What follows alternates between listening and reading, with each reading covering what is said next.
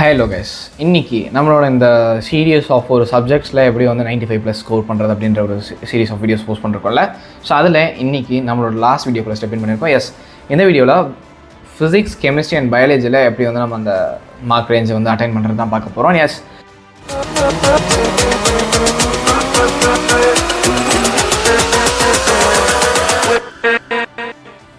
It is not so simple. அது உங்களுக்கே தெரியும்னு நினைக்கிறேன். எஸ், மெயின் சப்ஜெக்ட்ஸில் அதுவும் ஃபிசிக்ஸ்ன்றது வந்து பார்த்திங்கன்னா நம்ம 12th போர்ஷன் வந்து கொஞ்சம் எலாபரேட்டடாக தான் இருக்கும். அஃப்கோர்ஸ் நீங்கள் வந்து நல்ல டெப்த்தாக வந்து புரிஞ்சு படிச்சிங்கன்னா it will be easier when comparing to chemistry. ஆனால் ஃபிசிக்ஸை கம்பேர் பண்ணுறப்ப கெமிஸ்ட்ரி வந்து ஈஸியாக இருக்கும். அது என்ன ஆஸ்பெக்டில் அப்படின்னு சொல்லிட்டு நான் பொறுமையாக சொல்கிறேன். ஸோ அதுக்கு முன்னாடி நீங்கள் வந்து எப்படி அப்ரோச் பண்ணணும்னு சொல்லிட்டு பார்த்தீங்கன்னா, ஃபிசிக்ஸில் எப்பயுமே வந்து நீங்கள் கான்செப்ட் தெளிவாக இருந்தால் மட்டும்தான் உங்களுக்கு லாங் ஆன்சராக இருந்தாலும் சரி, ஷார்ட் ஆன்சராக இருந்தாலும் சரி, அதில் இருக்கக்கூடிய ப்ராப்ளம்ஸ் இருந்தாலும் சரி, தரவை வந்து உங்களால் ப்ரிப்பேர் பண்ண முடியும். ஸோ அதனால் எந்த விஷயம் புரியலையோ அதை முதல்ல புரிஞ்சுக்கோங்க. So that you can accomplish any kind of questions in physics. So அது ஆட்டோமேட்டிக்காக நடந்தாலே போதும், நீங்கள் வந்து ஆட்டோமேட்டிக்கலி 95+ அப்படின்ற மார்க் ரேஞ்சை வந்து கிராஸ் பண்ணிடுவீங்க. அதனால் கான்செப்ட்ஸை தெளிவாக பார்த்துருங்க. And then stepping on to the detail part, அதாவது டீட்டெயில் கொஷின்ஸ் இருக்குல்ல. ஸோ அதை வந்து ஒரு ஸ்ட்ரக்சர்டாக எழுத கற்றுக்கோங்க. ஃபர்ஸ்ட் இப்போ வளன்ட்டு ஃபர்ஸ்ட் சாப்டர் இருக்கக்கூடிய டீட்டெயில் ஆன்சர்ஸ்லாம் வந்து பார்த்திங்கன்னா தியரி, அதுக்கப்புறம் இருக்கக்கூடிய டெரிவேஷன்ஸ் பக்கமாக இருக்கும். அதுக்கப்புறம் அந்த கன்க்ளூஷன், ஸ்பெஷல் கேசஸ் அப்படின்னு சொல்லிட்டு இருக்கோம்ல. ஸோ அந்த மாதிரி நீங்கள் வந்து எழுதாமல் அப்படி எழுதுனீங்கன்னா லாட்ஸ் ஆஃப் டைம் தான் வேஸ்ட் ஆகும். அண்ட் அதுக்கப்புறம் அந்த டைம் வேறு எங்கேயும் பிக்கப் பண்ணுறதுக்கு வந்து பின்னாடி சான்ஸ் இருக்காது. ஸோ ஆகையால் என்ன பண்ணுறீங்க அப்படின்னா, இப்போ தியரி பார்ட் இருக்குல்ல, அந்த தியரி பார்ட்டில் என்னென்ன கொடுத்துருக்கான், ஒன்றும் இல்லை, let us consider this as a magnetic, B as a magnetic field, and n is the distance and d is the distance, n is the something number of the இது அப்படின்ற மாதிரிலாம் வந்து கொடுத்துருப்பான்ல. அதை வந்து தியரிட்டிக்கலாக அப்படியே லைன் பை லைனாக paragraph மாதிரி எழுதாமல் கன்சிடர், அப்படி இல்லைனா வந்து டேக்கிங் தி திங்ஸ் ஆஸ் அப்படின்ற மாதிரி ஒரு ஷார்ட் நோட் நீங்கள் கொடுத்துட்டு என்னென்ன பேராமீட்டர்ஸ் என்னென்ன சொல்கிறதுன்னு சொல்லிட்டு ஐஃபன் பண்ணி நீங்கள் லிஸ்ட் அவுட் பண்ணிட்டாலே இட் இஸ் குவைட் சஃபிஷியன்ட். அதுக்கப்புறம் நீங்கள் டெரிவேஷன் பார்ட்குள்ளே ஸ்டெப் இன் பண்ணிக்கலாம். டெரிவேஷனையும் வந்து ஈக்குவேஷன் நம்பர் வைஸாக வந்து நீங்கள் போட்டு போனீங்கன்னா பின்னாடி அந்த ஈக்குவேஷனை ரெஃபர் பண்ணி நீங்கள் ரீரைட் பண்ணுறதுக்கு ஈஸியாக இருக்கும். அந்த மாதிரி ஈக்குவேஷன் நம்பர்ஸ் கொடுத்து எழுதிட்டு கடைசியில் நம்மளுக்கு தேவையான அந்த ஒரு ப்ரூஃப் இருக்கும்ல, அதை முடிச்சுட்டு ஸ்பெஷல் கேசஸ்ன்னு பண்ணி முடிச்சுட்டு அதுக்கப்புறம் அதோட ஏதாவது இம்பார்ட்டன்ட் லைன் ஏதாவது இருந்துச்சுன்னா அந்த தியரி லைனையும் வந்து ஒரு 2 லைன்ஸ் வந்து கடைசியில் ஆட் பண்ணிங்கன்னா ஒரு 10 மார்க் அப்படின்றது ஆகும். நான் காலேஜ் மைண்ட் செட்டில் இருக்கேன். 10 மார்க்கில் ஒரு டீட்டெயில் கொஷின்ன்றது completely it is fine. So அப்போவே வந்து உங்களுக்கு வந்து அந்த ஒரு கம்ப்ளீஷன் ஹோல்சமாக வந்து செட் ஆகிடும். ஸோ அந்த மாதிரி வந்து டீட்டெயில் கொஷின்ஸ் அப்ரோச் பண்ணிக்கோங்க. கம்பல்சரி கொஷின்ஸ்ன்ற பட்சத்தில் பார்க்குறப்ப 2 மார்க்லையும் சரி 3 மார்க்லையும் சரி, சப்போஸ் ரேர் கேஸில் ஏதாவது ஒன்றுத்தில் வந்து தியரி மாதிரி வந்து கேட்க வாய்ப்பு இருக்குது, அதாவது ரீசனிங் கொஷினாக வந்து வரும். அப்படி இல்லைனா மேக்ஸிமம் வந்து மேக்ஸ் டு மேக்ஸ் ரெண்டுத்துலேயும் கம்பல்சரி வந்து சம்ஸ் தான் வரும். அந்த சம்ஸ் எதெல்லாம் இம்பார்ட்டன்ட் அப்படின்றத வந்து நீங்கள் பார்க்கணுன்னா, நான் சில சம்ஸ் வந்து லிஸ்ட் அவுட் பண்ணியிருக்கேன். அதை என்னோட எலவெடெக்ஸ் குரூப்பில் கிளாஸ் ரூமில் ஷேர் பண்ணியிருக்கேன். அதுக்கான லிங்க் வந்து நான் டிஸ்கிரிப்ஷனில் தரேன். ஸோ அதை வந்து நீங்கள் செக் பண்ணி பாருங்கள். It will be quite useful. And yes, sums வந்து நீங்கள் கரெக்டாக ப்ரிப்பேர் பண்ணிங்கனாலும் 2 marks automatically you can write as easier. So இதெல்லாம் ஹோல்சமாக நீங்கள் முடிச்சுட்டு சம்மில் எதுவும் மிஸ்டேக்ஸ் பண்ணாமல், க்ரியேட்டிவாக சப்போஸ் ஏதாவது வேல்யூஸ் மாற்றி கொடுத்தோம் அந்த சம்ஸ்லாம் நீங்கள் மிஸ்டேக் பண்ணாமல் இருந்தீங்கன்னா you guys will be approaching centum. Physics ஈஸியாக வந்து சென்டம் எடுக்கலாம், ஃபிசிக்ஸ் கெமிஸ்ட்ரி பயாலஜிலையும் கூட. மேக்ஸில் வந்து அப்படி எடுக்கலாமான்னு கேட்டிங்கன்னா கண்டிப்பாக ஏதாவது ஹியூமன் கேல்குலேஷன்ஸ் தான் நம்மளோட மைண்டு. ஸோ அங்கே வந்து மிஸ்டேக்ஸ் நடக்கிறதுக்கான ஆப்பர்ச்சுனிட்டிஸ் இருக்குது.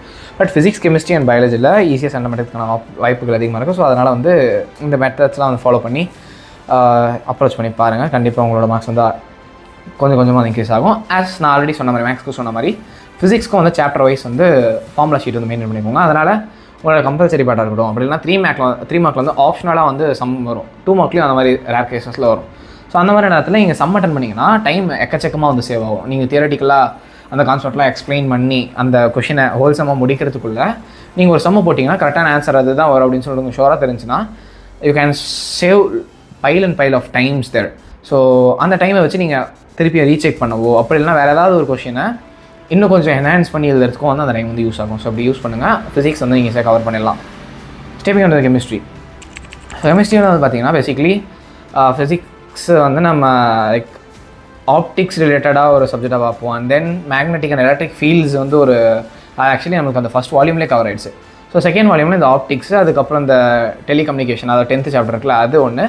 அண்ட் தென் பிட்வீனில் வந்து வேவ் ப்ரொபகேஷன் 8th சாப்டர்லையும் 9th சாப்டரில் வந்து அந்த ரேடியோ ஆக்டிவ் எலமெண்ட் சம்திங்லாம் வரும்ல. ஸோ அது வந்து செகண்ட் வால்யூமில் ஒரு மிக்சர் ஆஃப் கம்போஷன் வந்துருக்கும். ஆனால் ஃபர்ஸ்ட் வால்யூமில் fields, electric and magnetic fields பற்றி மட்டும் தான் வந்திருக்கும். ஸோ அந்த மாதிரி வந்து கெமிஸ்ட்ரி எப்படி செப்பரேட் பண்ணலாம் அப்படின்னு சொல்லிட்டு பார்த்தீங்கன்னா இன்ஆர்கானிக்கு, ஃபிசிக்கல், ஆர்கானிக்னு சொல்லிட்டு பிரிக்கலாம். இன்ஆர்கானிக் கெமிஸ்ட்ரின்றது வந்து பார்த்திங்கன்னா ஈஸியாக தான் இருக்கும். லைக் அந்த காம்போசிஷன் அந்த ஈக்குவேஷன்ஸ் வந்து கொஞ்சம் கம்மியாக இருக்கும் when comparing to organic chemistry. Organic chemistry தான் ஒவ்வொரு கெமிக்கல் லைக் அந்த ஒவ்வொரு ஈக்குவேஷன்ஸும் வந்து நீங்கள் மனப்பாடம் பண்ணுறதுக்குள்ளேயோ இல்லை புரியறதுக்குள்ளேயோ வந்து ஒரு பெரிய கஷ்டமாக தான் இருக்கும். ஸோ ஆர்கானிக் கெமிஸ்ட்ரி வந்து நீங்கள் பின்னாடி வச்சுட்டு physical chemistry and inorganic chemistry வந்து சீக்கிரமாக கவர் பண்ண பாருங்கள். So that you can get a sufficient amount of time at the end of the preparation to cover the organic chemistry. இது ஏன் நான் வந்து எண்டில் ப்ரிப்பேர் பண்ணுற சொல்கிறேன் அப்படின்னு சொல்லிட்டு பார்த்தீங்கன்னா, இப்போ நான் ஆல்ரெடி சொன்ன கான்செப்ட் தான். ஃபார்முலாஸாக நீங்கள் வந்து ஷார்ட் டைம் மெமரியாக வந்து வச்சுக்கிறீங்களா, அந்த மாதிரி வந்து இந்த ஈக்குவேஷன்ஸ் சில ஈக்குவேஷன்ஸ் வந்து புரியும். ஸோ இப்போ ரோசன்மன் ரியாக்ஷன் இல்லை உல்குஷ்னர் ரியாக்ஷன்லாம் வந்து பார்த்தீங்கன்னா ஈஸியாக இதை போட்டு இது ரியாக்ட் ஆகுதுன்னா இது வந்து ஒரு காம்பவுண்டாக பை ப்ராடக்டாக போயிடும். ஸோ நம்மளுக்கு இதுதான் வந்து மெயின் ப்ராடக்டாக வரும் அப்படின்னு சொல்லிட்டு அந்த ப்ராடக்ட்டை நீங்கள் எழுதிருவீங்க. பட் சில கொஷின்ஸில் லைக் இந்த ஆல்டால் காண்டன்சேஷன் நினைக்கிறேன். ஸோ அது அந்த மாதிரி சிமிலராக ஒரு சில ஈக்குவேஷன்ஸ் இருக்குது. I forgot those names. So இந்த லாங் டியூரேஷனால் அதெல்லாம் மறந்து போச்சு. ஸோ காலேஜில் இருக்கிறது ஞாபகம் வச்சு பெரிய விஷயமா இருக்கிற மாதிரி தான் இருக்குது. ஸோ அந்த நேம்லாம் வந்து மறந்துச்சு. அந்த மாதிரி சில காம்ப்ளெக்ஸ் ஈக்குவேஷன்ஸ் அந்த ரியாக்ஷன்ஸ் வரும்.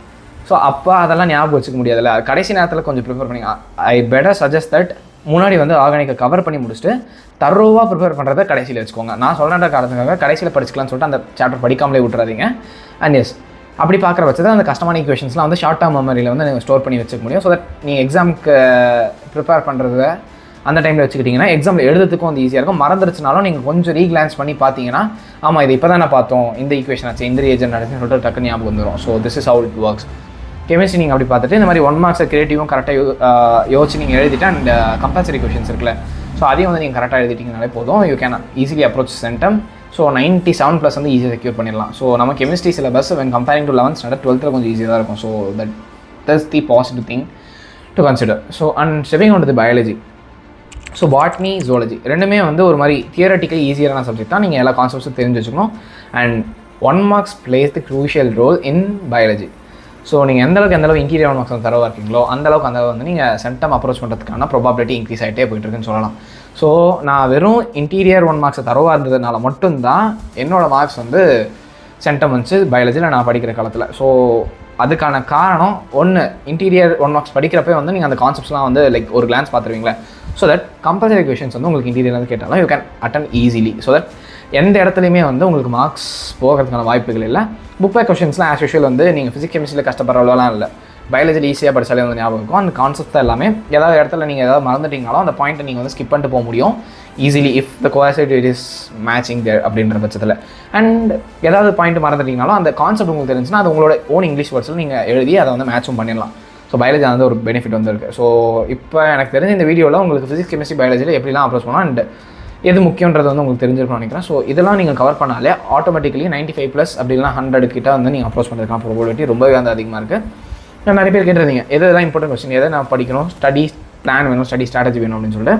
ஸோ அதெல்லாம் வந்து நான் ப்ரிப்பேர் பண்ணி அடுத்தடுத்த வீடியோஸில் கொடுக்குறேன். ஸோ தட் அதை நீங்கள் ரீச் அவுட் பண்ணணும் அப்படின்னா நம்ம சேனலுக்கு நீங்கள் சப்ஸ்கிரைப் பண்ணி வச்சுக்கோங்க. இந்த கன்ஃபியூஷனில் உங்களோட பசங்களோ அப்படி இல்லை உங்கள் ஃப்ரெண்ட்ஸோ வந்து இருந்தாங்கன்னா இந்த வீடியோ அவங்களுக்கு ஷேர் பண்ணி விடுங்க. இந்த இன்ஃபோஸ் வந்து யூஸ்ஃபுல்லாக இருந்துச்சுன்னா கீழே லைக் பட்டனை ப்ரெஸ் பண்ணி வச்சுக்கோங்க. அடுத்த வாட்டி நம்ம சேனலை விசிட் பண்ணோன்னா சப்ஸ்கிரைப் பண்ணி வச்சுக்கோங்க. அடுத்த வீடியோவில் சந்திப்போம். Good bye. ஷியர்ஸ்.